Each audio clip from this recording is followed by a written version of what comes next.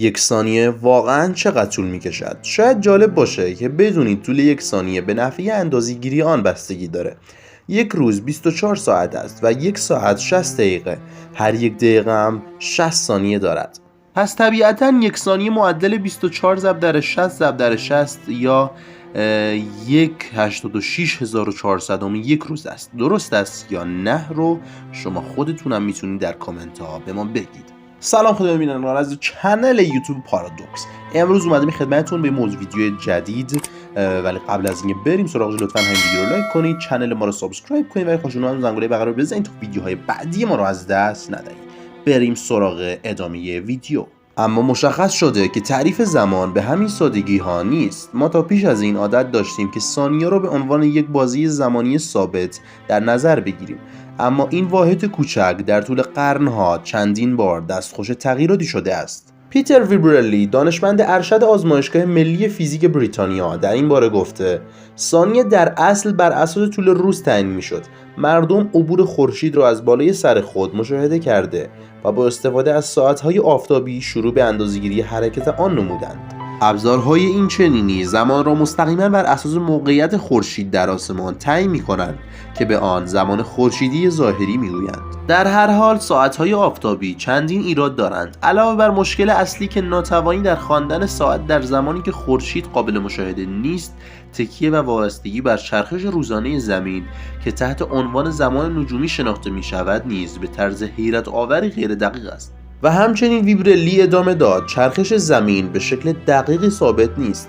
در طول زمان سرعت چرخش کره زمین افزایش یافته یا کند می شود و تغییرات فصلی و دیگر تغییرات غیر قابل پیش بینی بزرگ از دهه به دهه به دلیل تغییرات در هسته مذاب زمین و یا کاهش طولانی مدت ایجاد شده در اثر جزر و مد و حرکت موجها به جلو و عقب نیز بر آنها تاثیرگذار است. پس اگر طول روز تا این حد غیر قابل اعتماد و متغیر باشد، ما چطور می توانیم زمان را به شکل دقیق اندازه گیری کنیم؟ در قرن 16 میلادی مردم برای حل این مشکل به سراغ راهکارهای تکنولوژیک رفتند و اولین ساعت‌های مکانیک قابل تشخیص ساختند. سامیت سارکار، فیزیکدان دانشگاه آمستردام، در این رابطه گفته ایده اصلی ساخت ساعت از حفظ زمان با پیروی از موقعیت خورشید تغییر کرد و به جای آن افراد به سراغ ساخت یک نوسانگر و تعیین تعداد ثابتی از نوسانات معادل یک ثانیه رفتند. اولین نمونه‌های ساعت‌های مکانیکی ساعت‌های آونگی بودند که در فرکانس مشخصی معادل یک ثانیه نجومی در طول یک سال تیک تاک می‌کردند.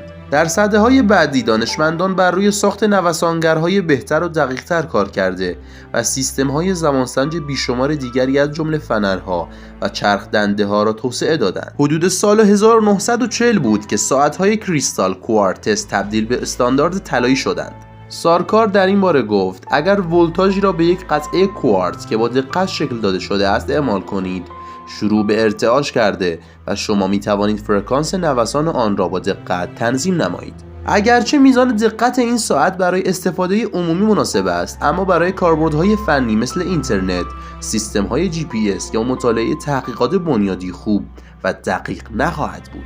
از آنجا که هر قطعه کوارتز منحصر به فرد است و بنا به شرایط فیزیکی مثل فشار دما طنین متفاوتی دارد، مشکلات در این راستا ایجاد شد. برای اینکه ساعت‌ها واقعاً دقیق باشند، باید در مقابل برخی مراجع مستقل و بدون تغییر تنظیم شوند.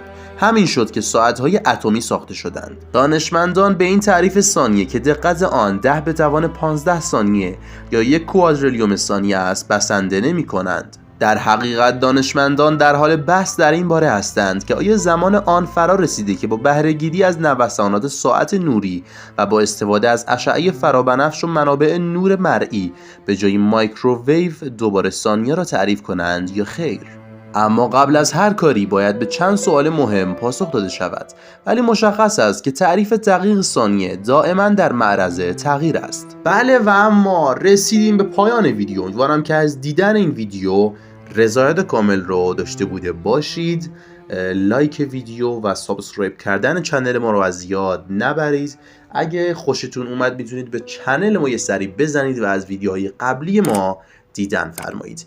اگه مشکلاتی از ویدیوی ما دارید یا مشکلاتی رو در ویدیوهای ما میبینید، لطفاً به ما در کامنت ها بگید تا رفع اشکالات کنیم و ویدیوهای بهتری رو برای شما به نمایش بگذاریم. تا ویدیوهای بعد شما را به خدای بزرگ و مهربان میسپارم.